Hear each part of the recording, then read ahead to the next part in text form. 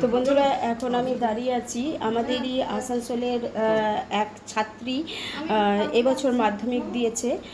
তো তোমরা সবাই জানো এখন সোশ্যাল মিডিয়া জুড়ে শুধু একটাই নাম, থৈবী মুখার্জি। তো আমি সেই থৈবী মুখার্জির বাড়িতে এখন এসে উপস্থিত হয়েছি।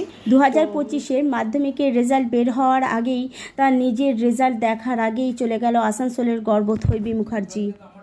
মাধ্যমিকে তার প্রাপ্ত নম্বর হচ্ছে 674। আসানসোলের উমারানী গড়াই বালিকা বিদ্যালয় থেকে পাশ করে থৈবী মুখার্জি এবং গর্বের সঙ্গে বলতে হচ্ছে যে গোটা পশ্চিমবঙ্গের মধ্যে 8ম স্থান অধিকার করে পাশ করেছে এই থৈবী মুখার্জি। অসামান্য প্রতিভার অধিকারী ছিল এই থৈবী মুখার্জি। তো চলে গেছিলাম তার বাড়িতে, তার বাড়ির কন্ডিশন, মেন্টাল স্টেট সেটা জানতে। আচ্ছা, থৈবী মুখার্জি শুনেছি আমরা যে উনি পড়াশুনো ছাড়াও, মানে পড়াশোনাতে তো ভালো ছিলেনই, এছাড়াও আরও বেশি অনেক কিছু অ্যাক্টিভিটি উনি করতেন।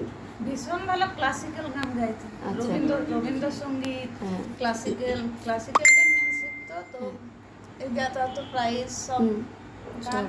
ড্রয়িংয়েও প্রচুর ভালো, কিন্তু ড্রয়িংটা 5-6 পরে একটু কি হয়েছিল একটু যদি বলেন।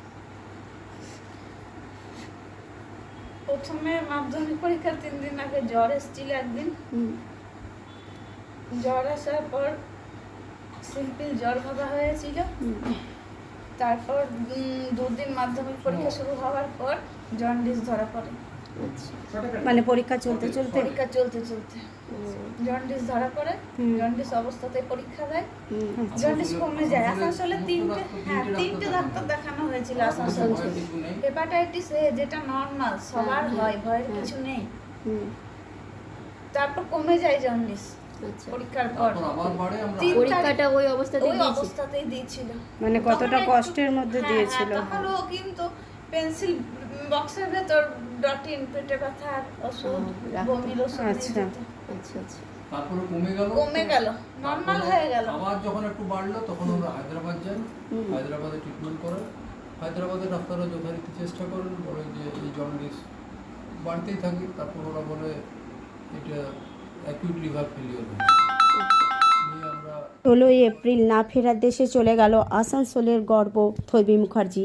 ভালো থেকো তারাদের দেশে, ভালো থাকুক তার পরিবার, এই কামনা করি। কথাও বলতে পারছি না। ভালো থেকো সবাই।